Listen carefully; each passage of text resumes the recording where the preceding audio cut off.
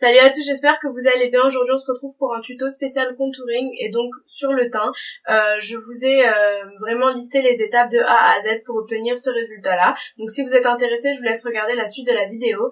Il y a des travaux juste à côté de chez moi, donc si vous entendez des bruits chelous, je m'en excuse d'avance. J'ai utilisé la palette NYX Contouring et également le contouring stick de chez Sephora, donc je vais vous montrer qu'en alliant les deux, on peut obtenir un résultat qui est assez allé et naturel. Aujourd'hui le contouring ça sert vraiment à mettre en valeur les parties de son visage qu'on aime le plus et à cacher celles qu'on aime le moins. Donc selon la configuration de son visage, si on a un front trop gros, si on a des joues trop bouffies ou au contraire des joues trop creusées, on va voir comment on peut mettre ça en valeur. Après ça dépend bien évidemment de chaque visage, car ce que je vais faire moi aujourd'hui sur moi ça va peut-être pas vous correspondre.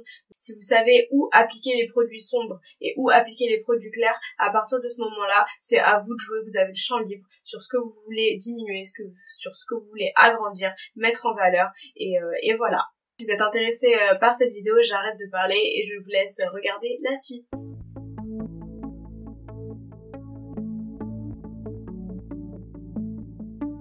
Donc voilà, j'ai vraiment décidé de faire un contouring de A à Z, donc en passant du teint à l'anti-cerne, au contouring stick, etc. Donc là j'ai juste appliqué ma crème hydratante et ma base de chez NYX Angel Veil avant pour préparer mon teint. Je vais bientôt vous faire une routine sur le teint avec les produits que j'utilise, etc. Je commence par, je vais venir mélanger deux fonds de teint, donc ce sont deux fonds de teint de chez Armani. L'un est le Long Lasting Foundation que j'ai en teinte 5.5 et l'autre c'est le Maestro que j'ai en teinte 5.25. Le combo des deux, en fait, alors celui-ci il est très lumineux et celui-ci il est poudré. Le combo des deux ça me donne une texture très naturelle, très légère et ça fait comme un voile en fait, ça me donne comme une bébé crème et je veux que ce soit quelque chose de léger parce que comme lorsque je fais mon contouring j'ai l'impression, enfin c'est pas que j'ai l'impression, c'est que le contouring déjà on utilise beaucoup de produits, on a un certain montant de produits sur le visage et pour que ce soit le plus confortable possible et le plus portable en journée, je préfère utiliser un fond de teint qui est très léger. Donc je vais vous montrer comment je l'applique. J'en prends vraiment une noisette sur ma main, voilà, donc ça c'est le Long Lasting. Et ensuite je vais prendre le Armani Foundation, donc du coup il est en pipette pardon comme ça, et je viens en mettre deux. Je vais venir faire directement le mélange au doigt. Ah oui, au niveau des teintes, il y en a un qui est plus foncé que l'autre, il me semble que c'est le Maestro qui est plus foncé que l'autre, et du coup ça me donne la carnation parfaite de ma peau. Vous voyez ? Et il est vraiment très léger, donc je viens l'appliquer avec un pinceau duo fibre. Donc celui-ci c'est le BH Cosmétique, bien sûr vous pouvez en avoir dans toutes les marques. Voilà, j'en applique comme ça en faisant des mouvements circulaires. Le pinceau duo fibre va venir m'aider à avoir ces résultats naturels. Vraiment c'est fondre le fond de teint sur la peau. Et ça va vraiment venir unifier mon teint. Donc on continue, on fait des mouvements circulaires. Donc vous voyez, ça donne réellement un rendu très très naturel, comme si j'avais appliqué juste une bébé crème ou quelque chose de vraiment pour unifier le teint. Donc on passe à l'anti-cerne, étant donné qu'aujourd'hui je suis très très cernée, je dirais pas le contraire. Je viens prendre ma base orange de chez Make Up Forever. Donc le côté orange va venir contrer la cerne violacée. Ça c'est vraiment l'outil indispensable pour les filles brunes et mates de peau et qui sont très cernées avec des cernes violacées et des cernes foncées. Donc ensuite je viens prendre mon Beauty Blender et je vais estomper ça. Voilà, en tapotant.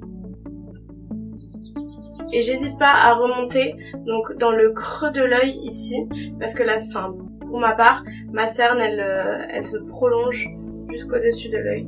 Je passe à l'anti-cerne, je viens dans un premier temps prendre mon anti-cerne Nars que j'ai en teinte Custard qui est une teinte plus claire que ma carnation pour venir camoufler le cerne et je vais ensuite utiliser le Shape Tape de chez Tarte qui celui-ci est deux teintes plus claires que ma carnation pour venir illuminer mon teint. Donc le Nars je viens l'appliquer directement sur la cerne à ce niveau-là. Je déteste, mais alors je déteste l'applicateur de cet anti-cerne là parce que déjà il prend absolument rien, je sais pas si vous allez voir, il prend rien du tout. En plus de ça, quand l'anti-cerne se termine, il en reste une tonne en dessous, mais on n'arrive rien à récupérer avec l'embout. Donc moi, ce que je fais, c'est que il y a une espèce de pompe, je vais vous montrer sur un Chanel que j'ai. Vous voyez ça là, je sais pas comment ça s'appelle. L'espèce de bout qu'il y a là. Du coup, je l'enlève avec une pince à épiler et j'arrive à récupérer beaucoup plus de produits. Essayez de faire ça pour ceux qui n'ont jamais essayé. Mais il y a vous avez au moins 15 jours, 3 semaines d'utilisation avec ce qui reste dans le fond de l'anti-cerne. Donc ensuite, je prends mon anti-cerne Shape Tape et cette fois-ci que j'applique juste à ce niveau-là. Voilà, je vais également l'appliquer donc sur la pointe de mon nez, sur l'arête de mon nez plutôt, pour venir illuminer. Donc le fait de l'appliquer au centre, l'œil va être attiré vraiment sur le milieu de mon nez et je vais ajouter après par la suite quelque chose de plus foncé qui va venir donner des zones d'ombre à ce niveau là et du coup le nez va paraître beaucoup plus fin, beaucoup plus petit. Donc je vais pas beaucoup le faire sur mon front parce qu'en fait plus vous allez rajouter de la lumière à ce niveau là, plus le front va être proéminent. Donc moi ce que j'aime bien faire c'est que je continue alors l'arrête, mais je l'arrête vraiment à ce niveau là. Donc là je vais venir estomper avec mon Beauty Blender. Et vous voyez je reste vraiment à ce niveau là, je ne monte pas plus haut. Donc là je vais estomper mon anti-cerne. Je commence par le NARS, donc le plus foncé. J'estompe la matière et ensuite je descends pour estomper la couleur plus claire. Et vous voyez déjà que juste en illuminant, l'arête de mon nez est quand même beaucoup plus saillante. Mon contouring, je le fais vraiment par étapes. J'illumine d'abord mon teint et ensuite je viens apporter les zones d'ombre. Parce que du coup, si vous faites tout en même temps, je trouve que c'est super facile du coup de se mélanger, de mélanger les couleurs et souvent ça ne donne pas un résultat naturel. Donc vaut mieux le faire petit à petit, estomper lentement et après aménager n'importe quoi. Et après avoir un résultat beaucoup plus fondu et beaucoup plus harmonieux. Donc maintenant que j'ai illuminé ça, je vais venir fixer. Je prends ma banana powder, j'en mets une petite quantité sur ma main. Je viens prendre une éponge et j'applique ça sur les zones à illuminer. Donc vraiment les filles qui ont la peau sèche, soit vous hydratez très très bien votre peau avant, soit vous laissez pas baker très très longtemps. Parce que sinon vous allez vous retrouver avec des marques. J'en applique un peu sur l'arête du nez. J'ai illuminé à ce niveau-là. Et ici, au-dessus des sourcils. Donc en fait j'ai pas appliqué d'anti-cerne à ce niveau-là parce que la banana powder me creuse déjà les joues quand je l'applique sur les joues. Hop. Et je suis vraiment la ligne, vous voyez j'ai un creux, je suis la ligne de ma joue. Et le fait de laisser ça baker le temps que je fasse mes sourcils, ça va déjà illuminer et apporter un côté plus clair. Et ça du coup, le fait de baker c'est une bonne alternative pour faire le contouring parce que du coup vous savez directement où appliquer les zones d'ombre. Donc là je pars de ma bouche et je vais jusqu'à mon oreille. Alors le contouring ça dépend vraiment d'un visage à un autre. On ne fait pas le même contouring sur chaque type de visage parce que chaque type de visage est bien sûr différent. Moi je le fais de cette manière là pour avoir les joues plus saillantes, plus creusées et pour paraître plus fines, plus minces. Il y a des filles qui peuvent, le fait de le remonter jusqu'à ce niveau là, ça va vous donner des joues beaucoup plus grosses, beaucoup plus dodues, beaucoup plus dodu quoi, des grosses joues. Si vous l'arrêtez un peu plus haut ou que vous descendez, vous aurez un peu cet effet, je sais pas si vous voyez ce que je veux dire. Donc en fait ça dépend vraiment de votre visage et de votre préférence. Le contouring ça vient vraiment changer votre regard, changer votre... C'est comme si vous preniez des parties de votre visage et vous les déplaciez. Bon, ça reste du maquillage bien sûr, c'est de l'amusement, mais c'est vous, il faut que vous commenciez à connaître votre visage. C'est pas parce que moi je l'applique ici qu'il faut absolument faire la même chose, hein. Je vois ma mère qui va me dire ça, j'ai vu ta vidéo, j'ai fait la même chose que toi mais ça rend pas la même chose sur moi. Donc faut vraiment pas faire la même chose que moi. Je vous donne les grandes lignes, comment moi je fais mon contouring, mais après faut bien sûr l'adapter à votre visage. Chacune a un front plus ou moins grand, plus ou moins gros, c'est vraiment à vous de choisir ce que vous voulez diminuer et ce que vous voulez accentuer et mettre en avant. ici pour illuminer et un peu là pour juste pas avoir ce côté cakey, pas avoir le fond de teint qui migre. Je vais aller faire mes sourcils et je reviens tout de suite. Je vais passer aux zones d'ombre et je vais venir, pas illuminer du coup, je vais venir assombrir mon visage. Je vais me servir de la palette NYX, donc de poudre, et je vais me servir également du petit contour stick Sephora que j'ai en teinte médium. Donc celui-ci j'aime bien l'utiliser sur le front parce qu'il a un rendu un peu plus naturel et également sur les joues. Et je vais vous montrer comment je fais. Donc pour estomper le tout, je vais mettre de ce genre de brosse là qui donne un rendu beaucoup plus naturel et c'est beaucoup plus facile à estomper qu'une Beauty Blender ou autre chose. Donc je vais vous montrer ça tout de suite. Donc je commence par le front. Donc moi ce que j'ai à diminuer, bah c'est tout mon front. Non je déconne. Ce que j'ai à illuminer, ce que je vais venir assombrir. Donc ça va être le haut de mon front. Comme ça. Je vais venir du coup assombrir mes joues.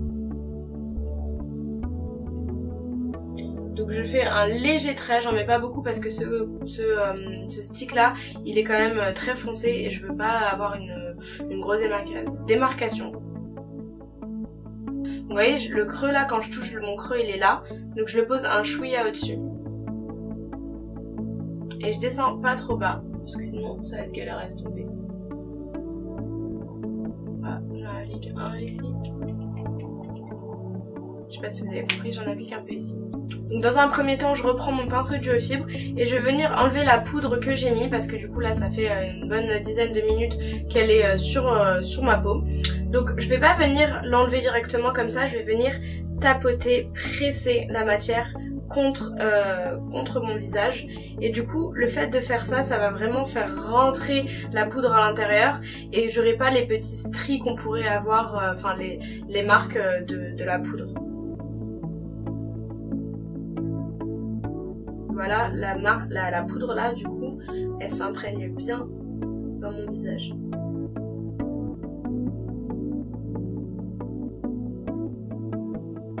Donc ensuite je prends ce pinceau là et je vais venir estomper le fard crème que j'ai mis. Donc là je l'estompe bien et je descends bien vers les tempes en faisant des petits mouvements circulaires pour avoir un effet naturel.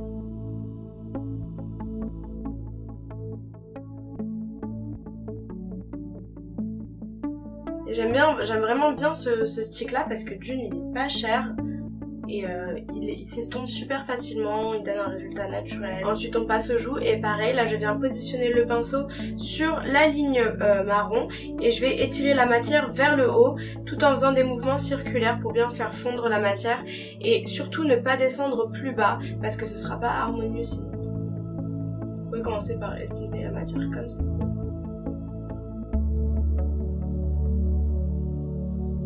Je vais prendre un pinceau un peu plus fin. Je remonte bien vers la tempe pour que tout soit connecté et que ça soit vraiment allé naturellement. On va faire la même chose de l'autre côté. Ensuite je prends ma palette NYX et je vais ajouter un peu de définition, donc je vais mélanger les deux fards du milieu.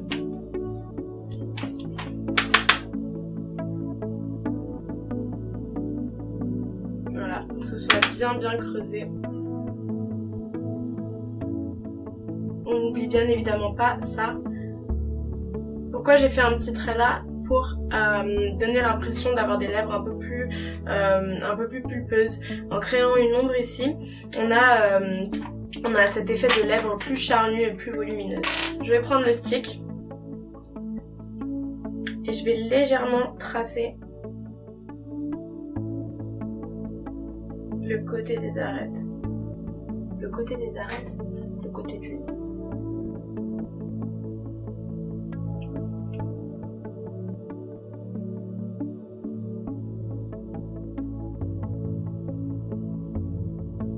Et je vais venir l'estomper avec cette brosse là.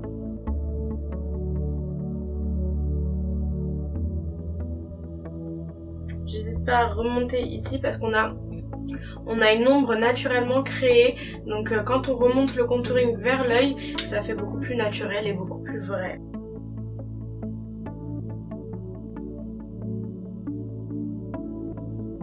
Ensuite je prends mon pinceau que j'ai utilisé tout à l'heure et je viens fondre un peu tout.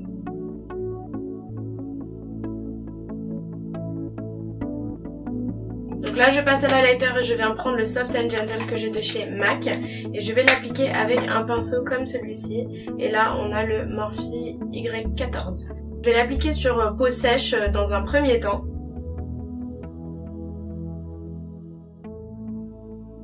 Pareil, j'aime bien ce pinceau là parce qu'il est du coup beaucoup plus précis.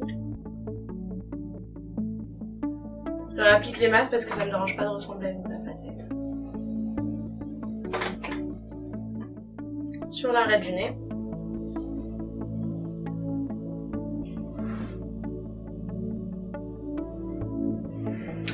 Et sur l'arc de Cupidon pour avoir l'effet d'une bouche beaucoup plus pulpeuse.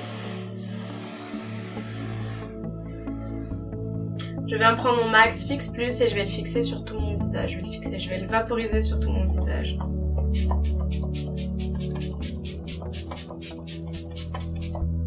Je vais venir ajouter encore un peu plus d'highlighter. Donc le tuto est terminé, j'espère qu'il vous aura plu. Je vais m'approcher un petit peu pour que vous voyez que le résultat est vraiment naturel. L'estompe est vraiment raffinée. Donc du coup vous n'avez pas besoin de mettre toutes les tonnes de produits sur votre visage directement. Le faire petit à petit, ça vous permet vraiment d'avoir une estompe très naturelle et très subtile, et du coup on se retrouve sans démarcation, etc. Donc voilà, j'espère que ça vous aura plu. Si c'est le cas, mettez-moi des likes, laissez-moi des commentaires. Je vous fais de gros bisous, à très bientôt.